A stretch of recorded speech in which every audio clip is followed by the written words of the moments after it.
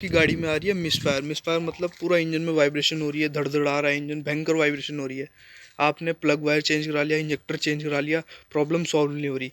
इन दोनों चीज़ों के चेंज कराने के बाद दो मेन फॉल्ट होते हैं। सबसे पहला, इंजन का जो हेड है उसके वाल्व ख़राब हो सकते हैं। दूसरा, पिस्टन रिंग के जो रिंग है वो बैठ सकते हैं। आपको चेक कैसे करना बताता हूँ। गाड़ी स्टार्ट करना, रेस देना। अगर गाड़ी पीछे से धुआं देगी, इसका मतलब पिस्टन के रिंग बैठे हुए हैं। और अगर धुआं नहीं देगी तो हेड के वाल्व में कोई दिक्कत है, वो सही कराने पड़ेंगे आपको।